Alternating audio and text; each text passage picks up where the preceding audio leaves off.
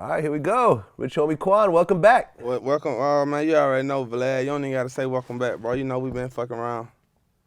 Yeah, since some type of way. Hell yeah, years. You know what I'm saying? You know, I feel like I was one of the first, like outside of Atlanta, to really see the talent. I You would know what I'm definitely saying? say, that like you gave me one, like I would say like one of my first big interviews. You know what I'm saying? Then you pulled up on me downtown, so shit. I always just consider you like day one. You feel me? Yeah, Yeah. yeah. No, I came to I guess you were living in the high rise at that point. Yeah, I was in the high You rise. know? Yeah, I had just moved out with my mama. Right, because that was the song that kind of got you. Yeah, they took You me up know. through. It took me up through there. Yeah, Yeah. yeah, man. Yeah. So I remember I had seen this thing on, I guess it was on Vice. It was that therapist dude, Yeah. and you guys were talking about money. Yeah. And you know, he was talking about how having money doesn't really fill you up. Mm-hmm. So let's talk about that for a second, because I kind of disagree with him a little bit. You say you disagree? Yeah, yeah. I mean, because trust me, man. I mean, I've been poor. I've been homeless. You know, my family came over to this country with nothing. You know, Yeah. I wasn't even born in this country. And you know, me and Russell Simmons have argued about this on camera. Money has nothing to do with your happiness. There's a man in a shanty house who wakes up in the worst, terrible environment. He meditates, goes out, his own job the whole fucking day to get a piece of bread, something to sustain him. Goes around, speaks to the townspeople. He don't get bread, they give it to him, they love him, right? He's a good dude. He has a good time, he speaks to everybody, does everything. Lives life, goes back to his place, meditates, goes to sleep. There's a banker who wakes up. The stock market goes crazy. This nigga says, oh, I'm gonna celebrate. Oh shit, I'm balling. That nigga's balling, right? And then the market crashes. Sad. This emotional roller coaster. The world is constantly moving up and down. You have to keep equanimity in mind. Yeah. Happiness. People think, oh, he's cool, that's not happy. This idea of mind fluctuating from extremely happy to extremely sad, or jumping up on the table and all, that's the bullshit. There's no happiness in that. Happiness is in seeing beauty everywhere. You know, I think money does buy you happiness. I disagree. Yeah? Only because, like, I can only speak for myself. Like, I ain't got the type of money Russell don't got. You know what I'm saying? So it's different. But, like, it's just like I say, bro, ain't nothing I can't buy myself. You know what I'm saying? Like, you just want to be a peace of mind and stay happy, bro, stress-free. Nigga, you can't buy that, like, even when you broke, like, you got problems, but, like, when you got money, like, the problems just, they become bigger, bro. You know what I'm saying? It's just, it don't even be problems, really. It's just everybody asking, and everybody can't accept the answer no. Okay, so you mean to tell me when before the music took off, Yeah, when you got out of jail yeah. and you were fucked up and you didn't know what you were going to do next, you were happier than you were at this point? Like, mentally, like, yeah, because I didn't know all this came with what, you know what I'm saying? Like, music was more like a mirage. You know what I'm saying? I wanted to get there, but when I got there, you like, damn, this ain't what it looked like from back there. You feel me? Like, I didn't have the type of problems I got now. Like then, like, there wasn't no problems. Paying your phone bill, nigga, there wasn't no problems. I just was making them problems. You feel me? Go from paying a phone bill to start buying houses, bro. You feel me? Like, just your responsibility level just go up like times 10. Yeah, I mean, I don't mind the responsibility level because, you know, I mean, I thought about it the other day. I financially support 20 people.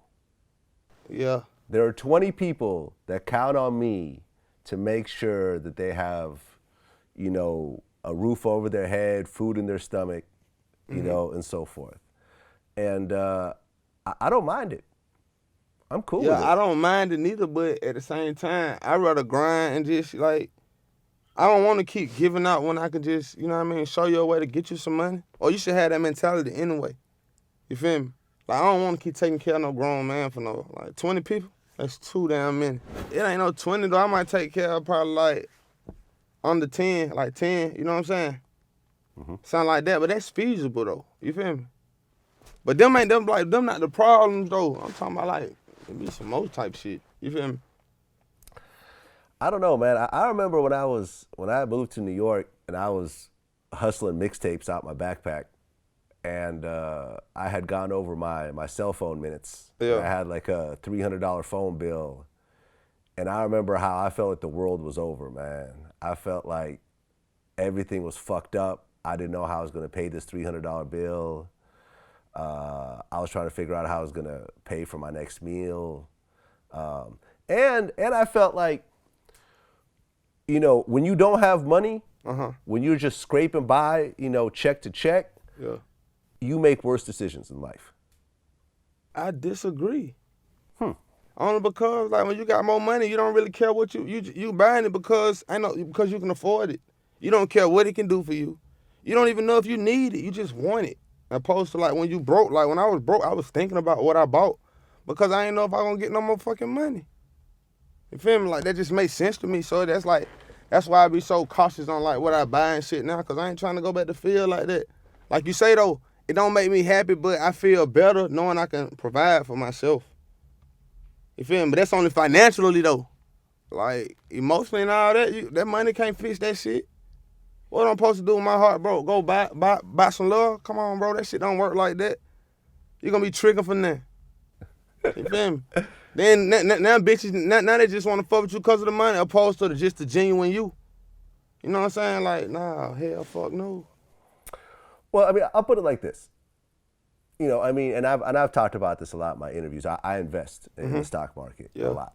You know, and I've gotten to the point where my money's making money. Okay. You know what I'm saying? Yeah. And once I start getting to the mentality where I know that I could take this money and turn it into more money, I stopped looking for things to buy in terms of just watches and cars and clothes and sneakers and whatever else. And you know, listen, I'm not saying I don't have a nice car or, you know, Rolexes and stuff like that, because I do. You know what I mean? I'm not going front like I live in a hut. You know, I live in a very nice house. But, you know, once you start seeing that you could use your money to actually make more as opposed to just buy the little material shit that you know, gives you a thrill for the first couple days, and then afterwards it's just another trinket lying around the house, you start to look at money a little bit differently.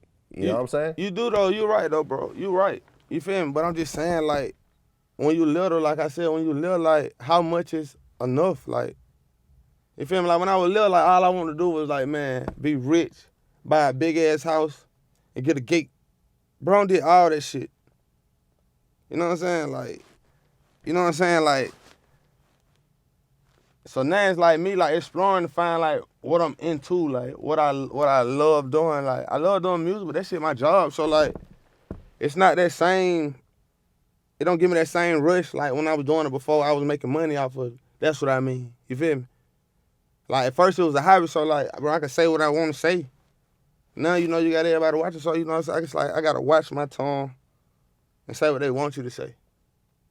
You feel me?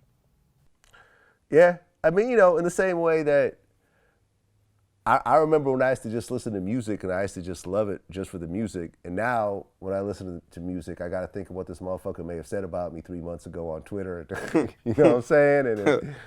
And you can't listen to a song the same way when you kind of know the person. Yeah. You know, it's not as pure anymore. Nah, you're right. You're right. Now that I can agree with. That I can agree with. 100%. Yep. Yeah, man. Well, listen, I'd much rather, you know, money may not buy happiness. Money may not buy happiness, but I'd rather cry in my mansion. Of course. Like, you fucking right. But your mansion got to be paid for. That's the only way you can go cry in that motherfucker.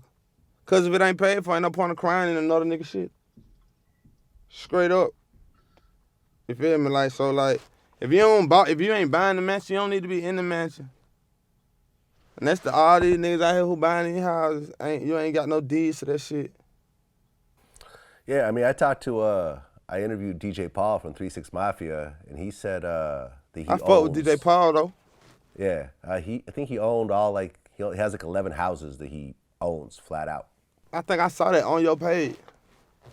Yeah. But that's smart, though. You feel me? Even if he don't got to stay in none of them, I'm just talking about the revenue that it's accumulating. You feel me? I know for a fact, we got 11 spot, man. You do that motherfucker $1,000 a piece, $11,000 a month, man. You know what I'm saying? It's going to keep coming. Blind man can see that. That's smart, though. Yeah, man. I mean, you know, you need to start spending your money on shit that appreciates. You know, Yeah. and this is why I tell people, like in general, jewelry is never a good investment. But if you are gonna spend some money on jewelry, you know, buy a Rolex and don't ice it out. You know, plain Jane it. Like this. You know. Oh, that's what you got on right now? Yeah, I bought this for my birthday. No diamonds. Right. Yeah. If you have a plain Jane Rolex, Yeah. historically, you could sell it for at least what you bought it for within a couple of years. Yeah. If you have some shit that's all iced out, you're gonna take a loss when you sell it. Of course. Because they not Rolex diamonds. Well, not really Rolex diamonds.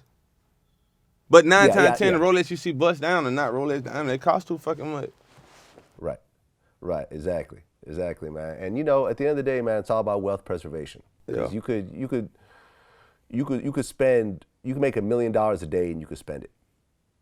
You know, it's all about preserving what you have because, you know, we're gonna be around here for a long time. Hell yeah. You know, you gotta Especially pace when you yourself got out. kids. Yes, sir. You know what I'm Yes, saying? sir. Straight up.